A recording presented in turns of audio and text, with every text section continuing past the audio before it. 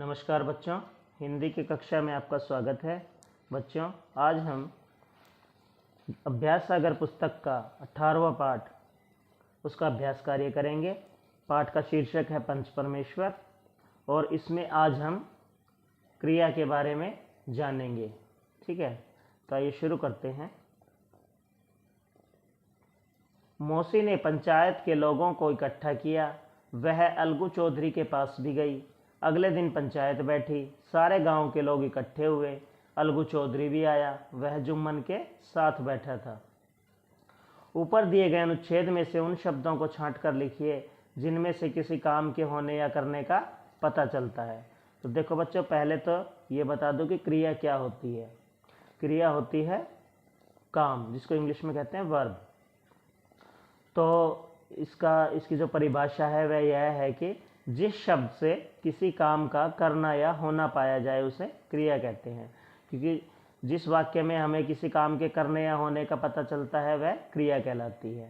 ठीक है, तो इसमें से हमने क्रिया शब्द क्या छाटे? किया यानी कि करना, हुए यानी कि होना, गई यानी कि जाना, आया यानी कि आना, बैठी यानी कि बैठना और बैठा था यानी कि बैठा था। ठीक है, तो इसमें हमें क्रिया शब्दों का पता चलता है। अब अगले पेज पे दूसरा पॉइंट है हमारा, नीचे दिए गए वाक्यों में क्रिया शब्दों को चुनकर लिखिए। पहला है प्रदीप ने दरवाज़ा खोला। तो इसमें क्रिया शब्द क्या हो गया? खोला यानी कि खोलना। ठीक है। दूसरा है रहमान की कहानी की किताब पढ़ रहा था। तो इसमें क्रिया हो गया पढ़ रहा था, क्योंकि इससे हमें पता चल रहा है कि क्या काम हो रहा था, पढ़ने का काम हो रहा था ना। तीसरा है नेहा पार्क में बैठी थी। तो इसका हो जाएगा क्रिया शब्द बैठी थी। रोहित पिताजी को पत्र लिख रहा था। तो इसका जो क्रिया शब्द है क्या होगा? लिख रहा था। उसने दुकानदार से सामान लिया। तो इसमें क्या काम हुआ? लेने का काम हुआ। क्या लेने का? सामान लेने का। तो यह क्रिया क्या होगी इसमें? लिया। ठीक है, इसके बाद आगे देखिए तीसरे पॉइंट में,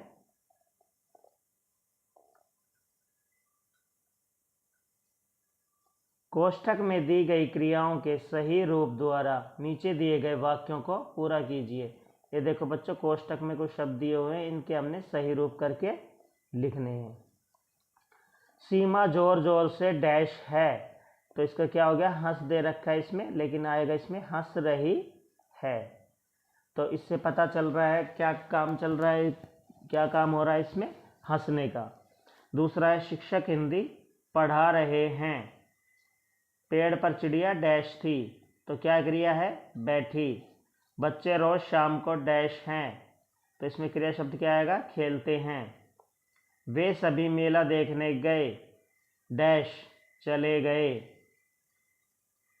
इसके बाद है मछलियां पानी में डैश है। तो क्या कर रही है मछलियां? पानी में तैर रही है, तैरने का काम हो रहा है। ठीक है, इसके बाद देखिए,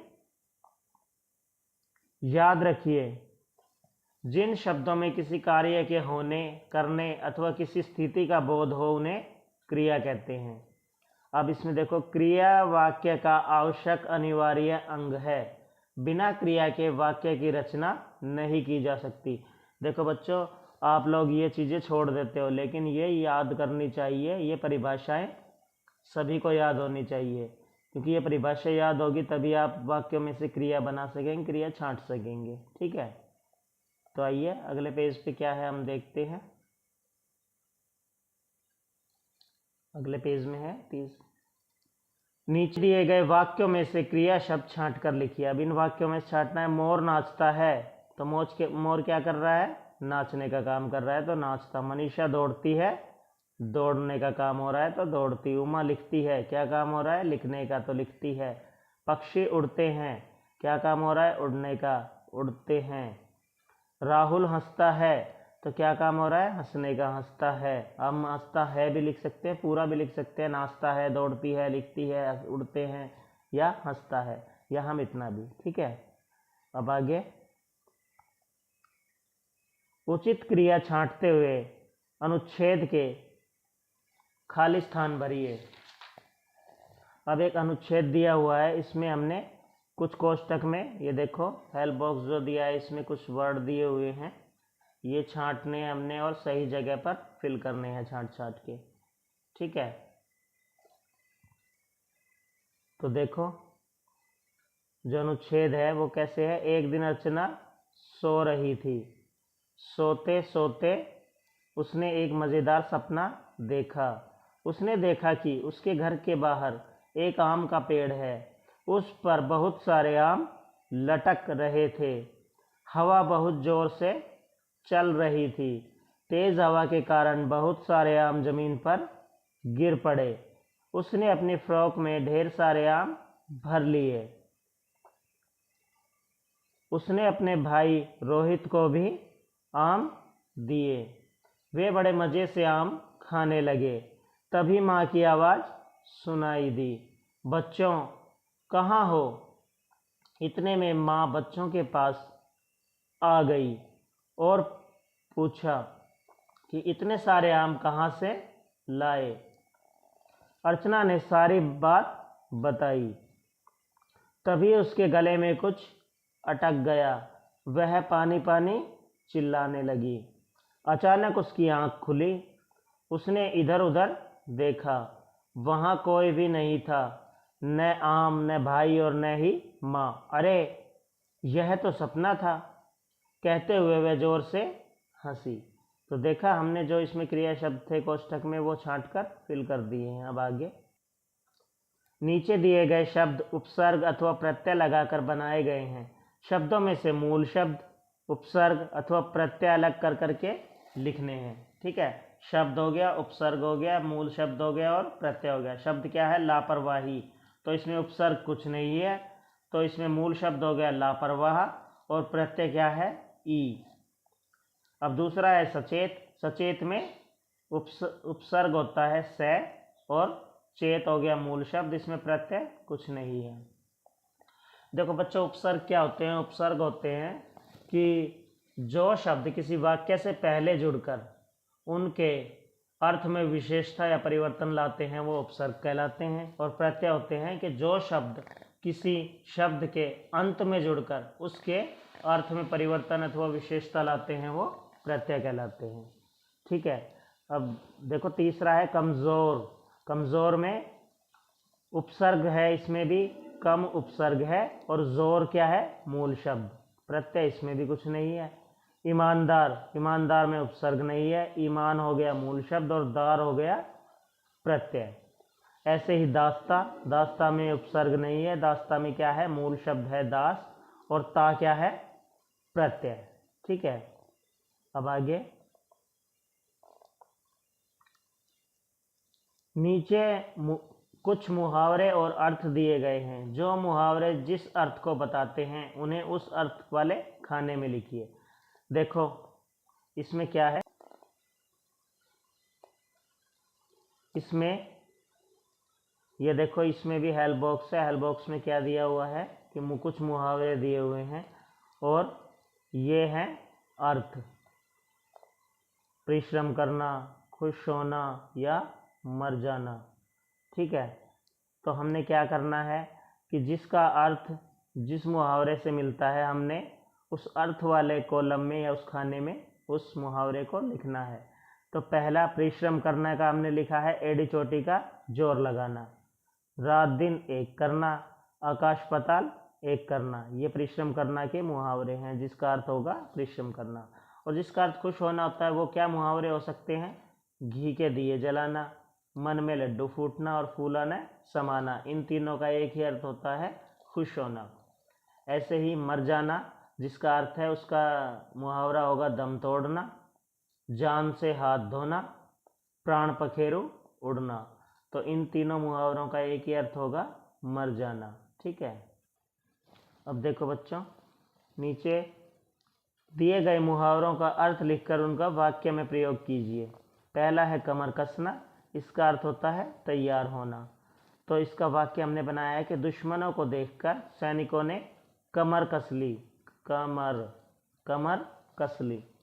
ठीक है, ऐसे ही दूसरा है फूला न समाना, जिसका अर्थ होता है बहुत प्रसन्न होना या बहुत खुश होना। इसका वाक्य बनाया है कक्षा में प्रथम आने पर मैं फूला न समाया या फूला न समाई, फूली ने समाई, सॉरी। इसके बाद तीसरा है 9 2 11 होना, जिसका अर्थ होता है भाग जाना। तो इसका वाक्य हमने बनाया है, पुलिस को देखकर चोर 9-2-11 हो गया। चौथा है खुशी का ठिकाना न रहना। इसका अर्थ होता है बहुत खुश होना।